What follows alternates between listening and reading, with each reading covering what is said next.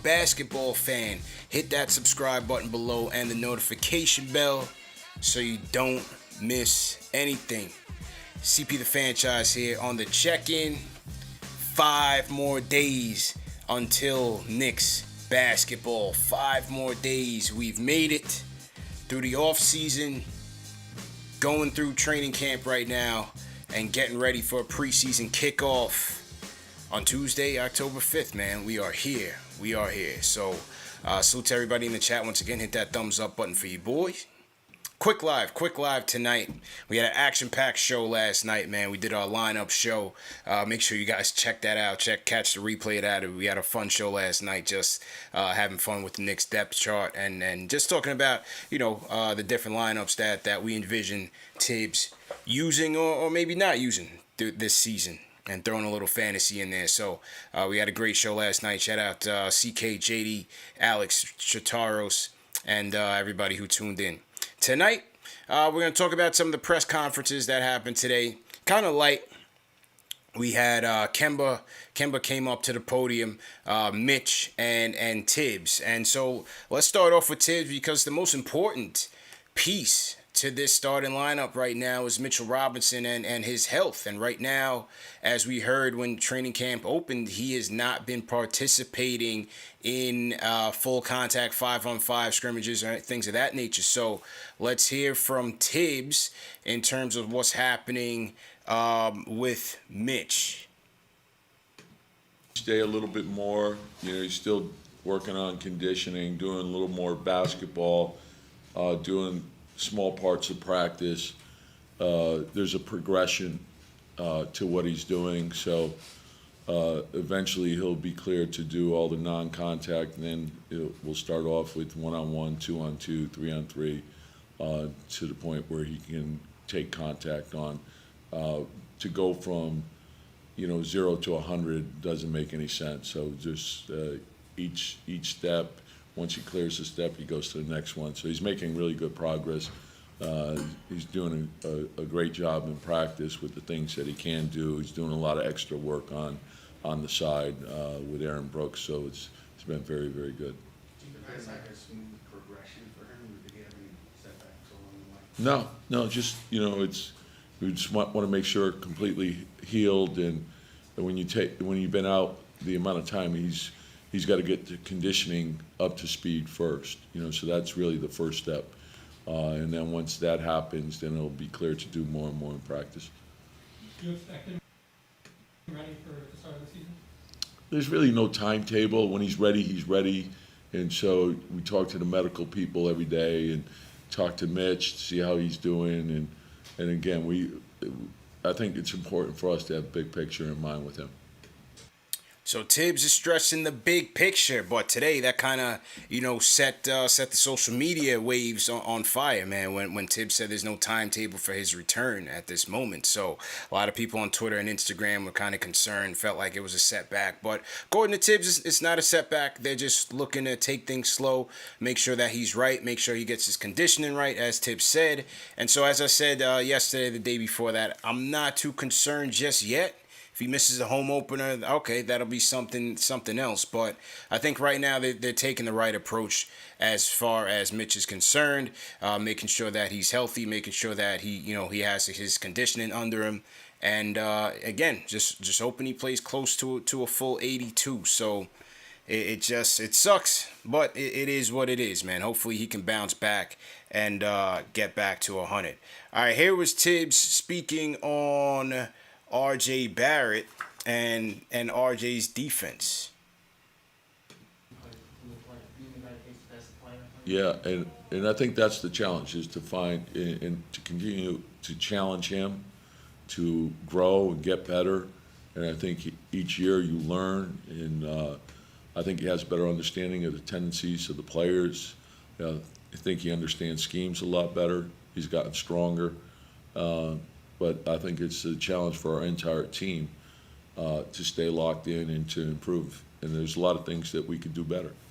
You guys obviously, you said the other day, historic defensive season. When you look at some of the field goal percentage, number 4, I think, in defensive efficiency. And Alfred and Reggie are not here. Kemba, Evan are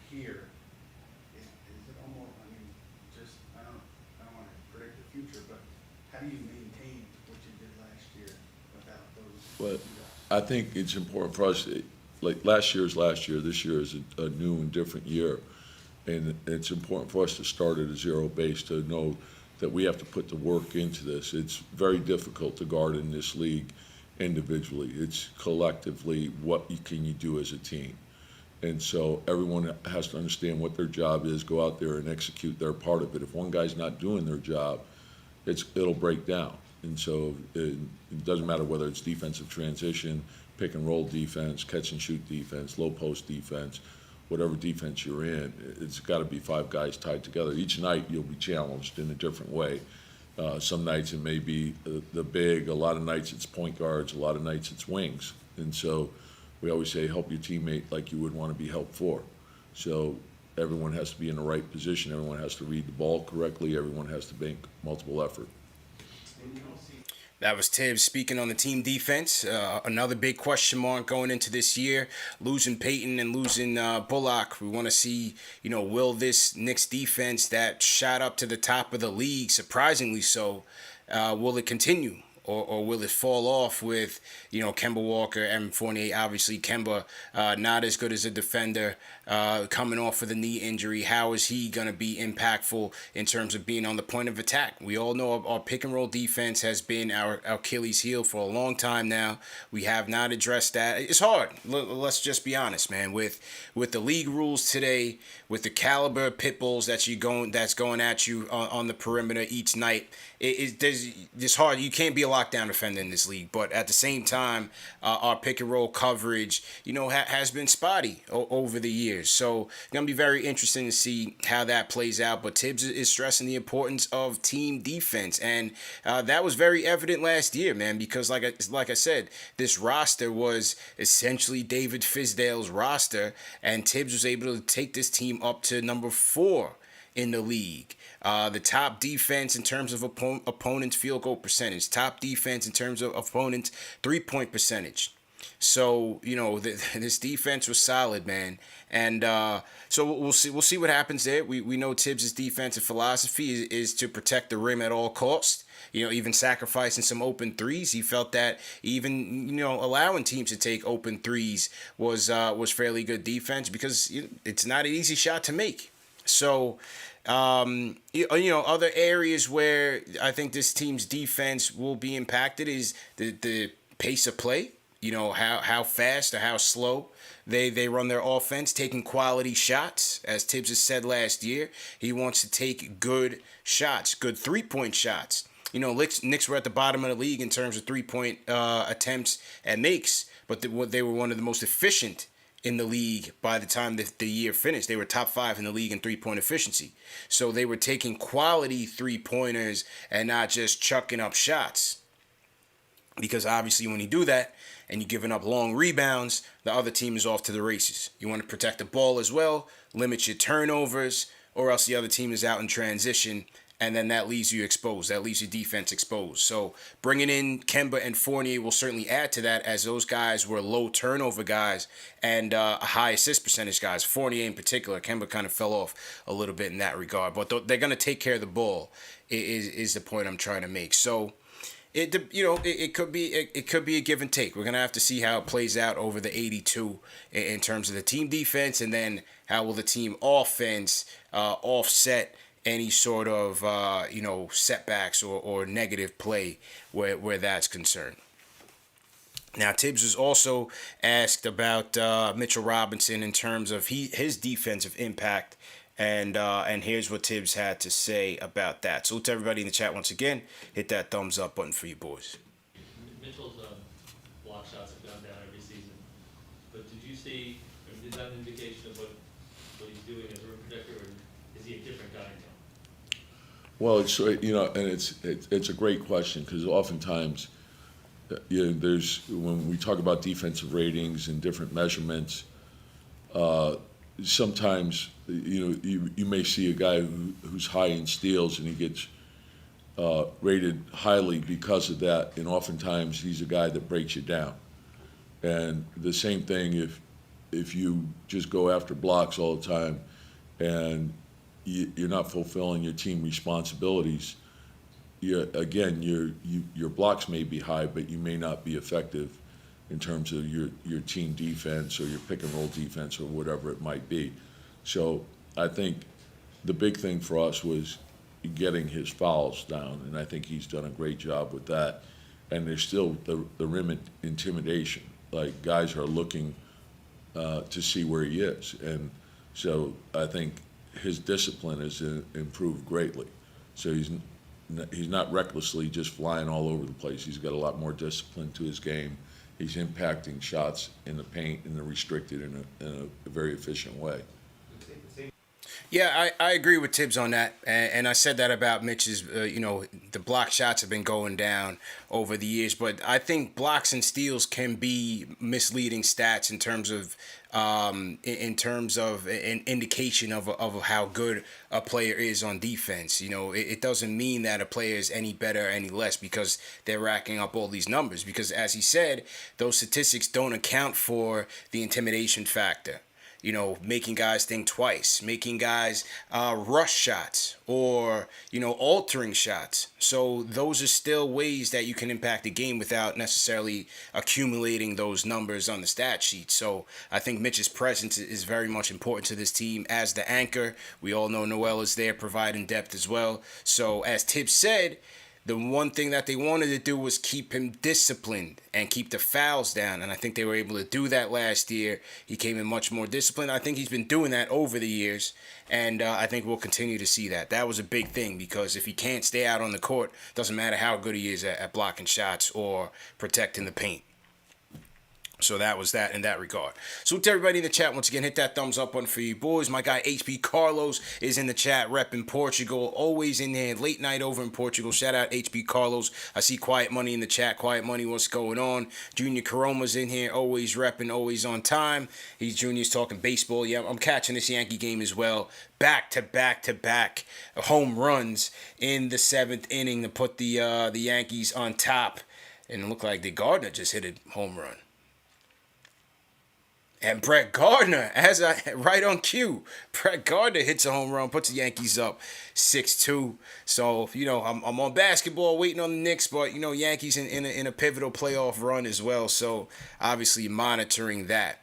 Now, a lot of people have been, concerned about Mitch being in the gym and putting on all this weight and how it's going to impact him. And, is his injury or his setback or his slow progress a result of him kind of bulking up. A lot of people have said a lot about it, but here is Tibbs speaking on the muscle gain and the impact on Mitch's injury. But, well, the thing that I like about what he did is he maximized the time, in a way. So what were the things that he could do, and he did them. And in terms of strength and conditioning, whatever it might have been, whether it was the pool, the bike, but physically, I think he's matured also. He's not a young kid anymore, and he looks great. And so, with any big, you have to have that awareness of the weight. And I also think that once he gets to playing, some of that's going to come off, but he's definitely a lot stronger than he was. He's put a lot of work in terms of watching film, and he's doing all the things that he can do. And I think he's very engaged with his teammates. When he's on the sideline, he's into what's going on. He gets there early. He's with the early group. He'll stay late. He'll come in at night. So he's in the building all the time. It's a big plus. All right, so that was Tibbs's press conference on the Block Nest Monster. Now, Kemba also spoke, but Kemba really didn't say much, soundbite worthy things in the press conference. I mean, it was a lot of the regurgitated, I love being from New York, I'm from New York, this, that, and the third. He did say one interesting thing, I think, outside of this press conference to Fred Katz of The Athletic. Fred Katz is taking over from Mike Vorkanoff of The Athletic.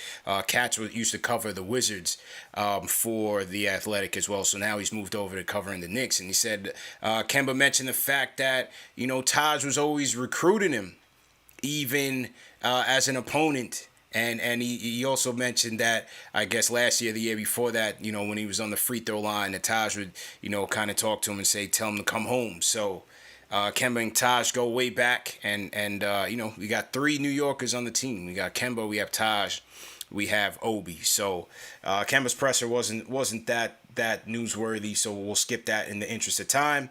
Here was Mitch. Mitch got to speak to the media.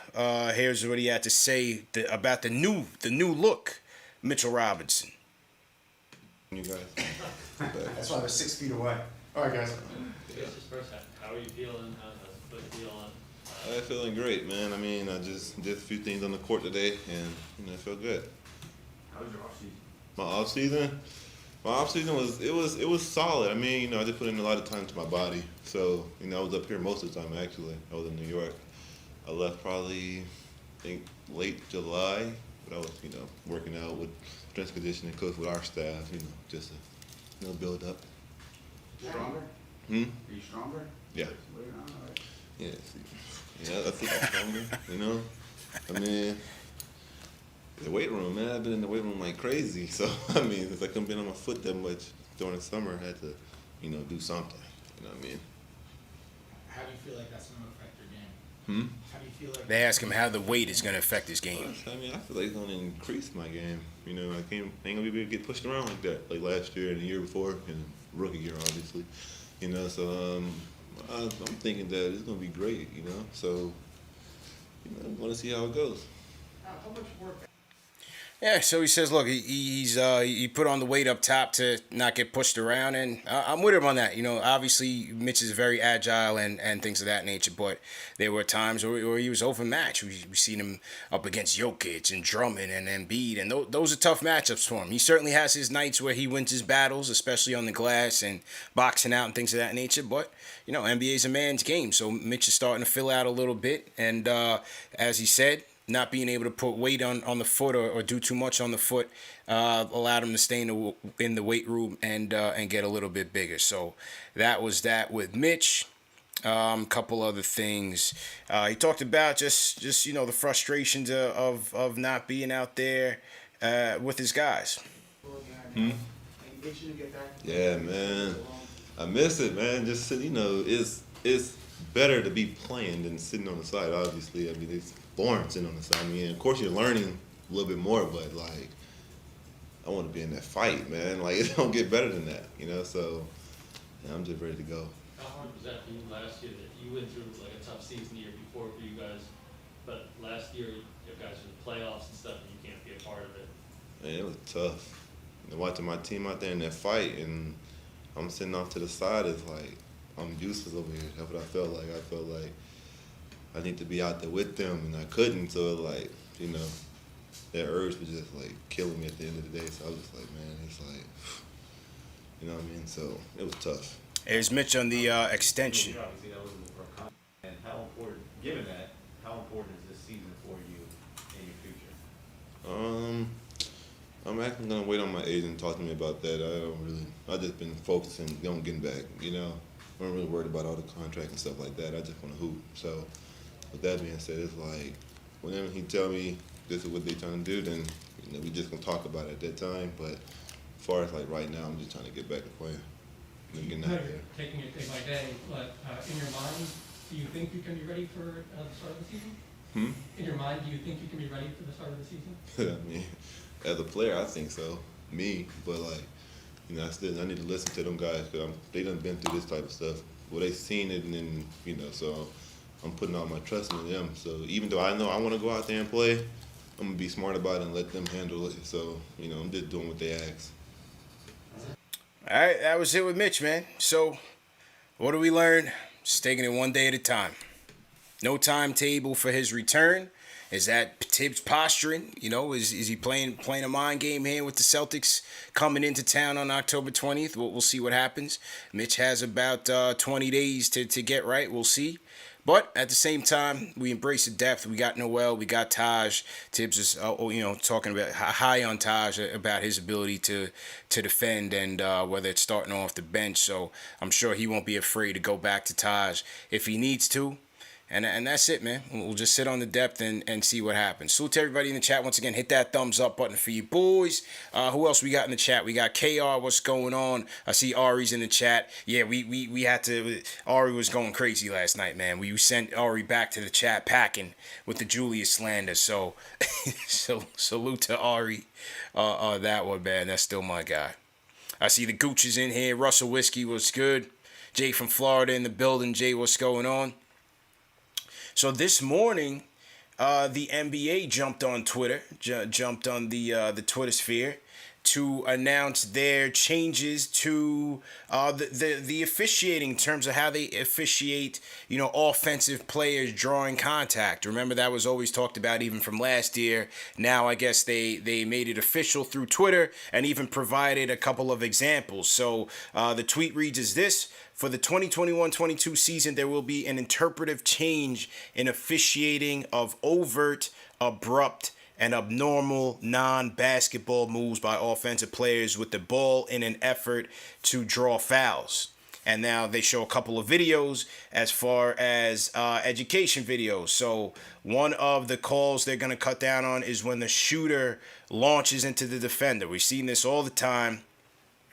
Guy catches you for a pump fake, and then, he's jumping 5 feet into you. Very frustrating to see. I was tired of seeing it.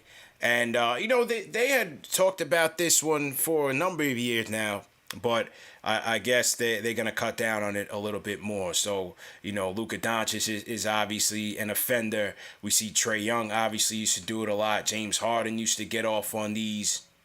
So the league said they're gonna be cognizant of it. They haven't said that it's gonna be an offensive foul or that it's gonna be a non-call. They basically just saying, they're gonna change the way they call it. So we'll see. I think that's a little wishy-washy. And I think that means, hey, if James Harden is still doing this, we'll see what happens. Now the next one they take a look at is when the defender veers off his path. And we've seen this a lot too, man. Steph Curry does it, Trae Young does it, where they'll jump sideways into a guy or jump backwards into a guy. So what they're saying here is, again, they're going to be more cognizant of it, and that offensive player might not get that call. We've seen Trae Young do it religiously last year, and again, these type of calls just drive you crazy, man, because it is not a basketball move. It is not a basketball move, but these guys are just so adept at making these referees look like idiots that they get the call and they get the benefit of the doubt. Here's Kyrie doing it same way. You just can't have that. So the league has said they're going to be looking at that a little bit more carefully, as they should. Another one, again, this one has been talked about for a number of years now, the leg kickouts. Kicking out the leg to get the call. CP3 notorious for it. Back in the days, Reggie used to be on that heavy. Rip Hamilton, Reggie, Steph Curry, all the shooters would do so. But now they're, again, saying that they're going to make it a point of emphasis. But this was a type of play that they've been looking at, so they're throwing that in the mix. Now, here is where IQ comes into play. Now they're calling out quickly in this situation. Offensive player. The off arm, the hook on the off arm. And Trae's notorious. This is to me, this is the James Harden play right here. But Trae Young was savvy with it, and they even call out Emmanuel quickly on it in their education video. Let's see. Let's scroll up on quickly. Here's Harden. Harden is guilty of it. I really want to see how they call it on him, or whether they don't call these fouls for him either anymore. That's gonna be interesting. Here's Lou Will. They show Marcus Smart, and last but not least. Oh, we got DJ Augustin. Emmanuel quickly. Here we go. And as when the season started, Quickly was very, very good at getting that whistle from the refs on these moves with the off arm. And then as the season progressed, it just seems like either he wasn't getting that respect or, teams were just adjusting to it. One or the other. Somebody was making the adjustment, either the refs or the teams. So it seemed like Quickly was a little bit less adept at gaining that respect from the whistle. And so, this is going to be a part of his game that he's going to have to adjust to, because we've seen it in Summer League. We even saw that, happen a couple of times in Summer League where he didn't get that whistle. He didn't get that. There was one time where he jumped into a guy, and another time when he tried to use that off-arm hook, and he didn't get that call. So again, we'll see how he adapts to that. Is it a game changer for any of these guys? No, I don't think so. But guys just have a way of, again, knowing what they can get away with the officials. NBA is a game of inches. It's a game of getting that spacing as best as you can, and trying to draw contact any way possible, because it's a very physical game still. So with IQ, he'll have to learn to adjust. But, he was at the top of the league in terms of foul drawing. He was in the 92nd percentile in terms of non-shooting foul draw rate at 2.2% per play. And then for shooting foul draw rate, he was in the 62nd percentile.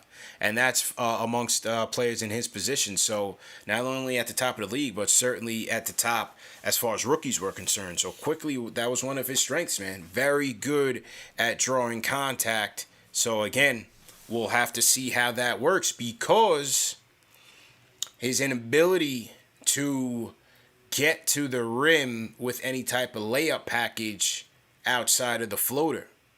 So, it's going to be very interesting to see how he adapts. Going to be very interesting to see how he adapts there. Ryan says, dude, are you online again? How do you not run out of stuff to talk about? Ryan, we are 5 days away from Knicks, from Knicks season starting, man, preseason. There's always something to talk about, man. Welcome to KnicksFanTV, the #1 show for the fans by the fans. Hit that thumbs up button for you boys, and hit that subscribe button. Don't ask questions, man. You're here. You're watching.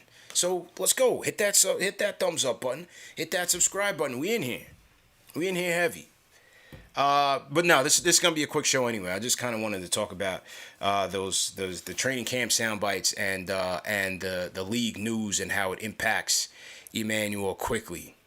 Jimmy Snyder said, "Are all the videos of Trae Young?" Yeah, Trae Young was in basically all of them. He was basically in all of them. So, but good. I hope he doesn't get the benefit of the whistle, man. So yeah, Trae was in all of them. Yeah. All right. So yeah, last but not least, man, I gotta shout out the super simp Angel from Philly, making his ESPN debut on the Stephen A. Smith show, man. My guy sent this to me a couple of days ago. My guy Angel made it to the big show, national TV stage, and here he is on, I don't know if this was First Take or one of Stephen A's shows. He owns ESPN now, so shout out to Angel, and here was Angel's debut, man. Hey Stephen A, how you doing, bro? My question to you is, do you still see the New York Knicks as a top 5 seed in the Eastern Conference? First of all, for you to be an Angel, that picture was like a little bit dark. It was like 3D style, coming at me like you were Darth Vader or something. I don't know about that one. But anyway, look, the New York Knicks, it's tough to see them as a top 5 seed. I get where you're coming from, because we got Brooklyn, Milwaukee, Philadelphia, Miami, Atlanta off the top. But I could see one of those teams taking the regular season a little bit lightly. And as a result, the New York Knicks, with Tom Thibodeau prioritizing regular season games, squeezing in on one of those top 5. Now, that don't mean they don't make noise in the playoffs, but can I see them paying attention to detail and treating the regular season with a level of more seriousness than a couple of those other teams? Yeah, I can see that. And that's where that prognostication comes from, if you really, really want to know the truth. So, yes, the answer is yes. Carmine, what's up? All right, who cares about Carmine? But shout out to Angel from Philly for getting on the big stage. Only thing, Angel, I'm going to say, I mean, you could have thrown us a little bit of love, man. At least a little, hit that thumbs up button for you boys. Something to let them know that the #1 show for the fans by the fans is right here. Because obviously, as you see, ESPN, they're slowly understanding that they need to be speaking to the fans or engaging with the fans. So they're starting to get it a little bit. All right, they're starting to get it a little bit. Get At Me is a segment by Stephen A. But shout out to Angel nevertheless for getting your question on there, man, because I'm sure a lot of people submitted it. So the GOAT Simp made his national TV debut. Ayo Pow in the chat says Darth Simp. Yeah, man, everybody in the chat showed Angel love, man, no doubt. JD sends a super chat. He says, Angel trying to one-up CP KFTB bomb. Hashtag squad. Oh, man. Yeah, man. Shout out to Angel, man. That's a good look. That's definitely a good look. But, you know, again, to Stephen A's point, I said 46 wins. And I said about 6 seed. I said 46 wins, 6 seed. I don't want to see them in the play-in tournament. Definitely don't want to see that. But I think, again, there's going to be teams that you're going to have to reckon with. Obviously, the Nets and the Bucks sit at the top tier. The rest could be wide open. What happens with the Simmons thing in Philly? What happens with Simmons and Embiid in Philly? And how does that impact Philadelphia's standing? We know the Hawks are going to be up there, obviously. We know that. Got to put some respect on their name. Hawks are going to be a team to be reckoned with. You have us. You have Miami, where the Celtics going to be. So there's going to be some teams in the hunt, man. I think that second tier should be wide open. But to Stephen A's point, and JD, you made this point as well, is that Tibbs is going to play. Tibbs is going to play all out like every game is the playoffs. So you may catch some teams on resting guys on off nights. It is an 82-game season. And you know Tibbs is playing all 82. So that means 36 minutes of Julius. That means RJ is going to be playing. You know, if Kemba can give it a go, he's going to be playing. So I think the Knicks could sneak some games there. I think they could definitely sneak some games there. The two West Coast trips are going to be brutal for them.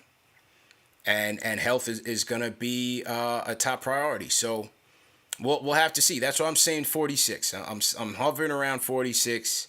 And again, hopefully, you know, it's between the 4th and 6th seed is where we finish. What do you guys in the chat think? What's your win total? What's your seeding in the East for these New York Knicks? What do you guys think, man? What do you guys think? And yeah, man, that's the situation. If you guys in the chat have any questions, go ahead and throw it in the chat. No calls. I just want to keep it a quick show. Last night's show we did over an hour, but it was an action-packed show, so I want to make sure that a lot of this content is digestible for the people. But we coming up, man. We are coming up on Knicks basketball 5 more days. 5 more days, man. So definitely looking forward to it. And we'll see what happens. Yankees just wrapped it up 6-2. So they go a game up in the wild card standings.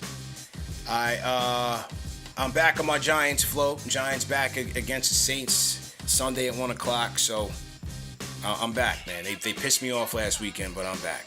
So we'll see, man. KR says, "What's up with the merch?" Look down below. If you're watching on your phone or if you're watching on YouTube, look down below. You'll see some of our merch. You'll see the KnicksFanTV snaps. See the KnicksFanTV shirts. You know what I'm saying? Got the shirts over here. Got some snaps back here. Yeah, man. The merch is going. TM, if you're in the chat, just drop a link for the merch. And you can get the link directly to the store. Do we have a command for merch?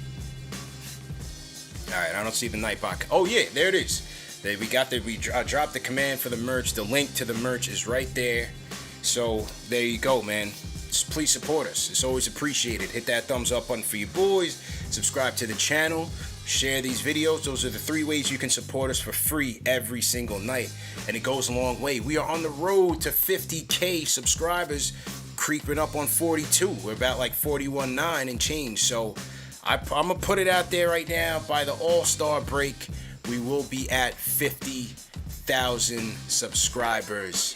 And that's a big deal, man. So, like I said, anything you guys can do to continue to support this show, let the YouTube algorithm know this is the #1 show for the fans, by the fans, the best or nothing. Remember, the show's presented by Manscaped as well. Go to manscaped.com, enter promo code KFTV for 20% off plus free shipping. It's another way you can support us. Go out and get it. that's the situation, man. Who else has some questions? Pete Cruz has got to get the hat. Do we still got the blue snaps? We'll re-release the blue snaps. Those are only a limited release, so we're gonna re-release them. We got the black joints, we got the navy blue joints. As I said, the matching tees. We got mugs, we got phone cases, we got we got toddler shirts. You know, get your kids a shirt. And yeah, man, that's how it goes. Remember, the home opener giveaway is still going on, and you have 5 more days to enter. You want to come with me, my guy JD, my girls at Knicks OmniFan, and over 100 Knicks fans. We're going to be partying from the pregame party straight through this Knicks versus Celtics at MSG, and all the KnicksFanTV coverage you can get. And that is sponsored by my guys at Forzano Law Firm. So make sure you guys go to KnicksFanTV.com. Sign up. It's free to sign up. And we're going to announce the winners on Tuesday, right after the Knicks versus Pacers preseason game. We'll announce the winners. I'm going to give it away in, it's got 4 tickets, but I'm going to do 2 and 2. So there'll be 2 winners getting 2 tickets apiece. And you can't beat it, man. You can't beat it. So that's the story. Shout out my guy Lexa Destroyer in there. What's going on? Russell Whiskey says no testimonials. That's right. Go out and get the Lawnmower 4.0. No testimonials, man. Very important. I trust your judgment. No testimonials, man. All right, so that's the story. Big up to Angel one more time, man. Everybody have a good weekend, safe weekend. We just got paid, man. It's payday, so go out and spend it nicely. You work hard, spend your money, save your money, invest your money, most importantly, but definitely do something for yourself, man. Remember to do that. Life is short. Enjoy it, and take it one day at a time, man. So I'll catch you guys.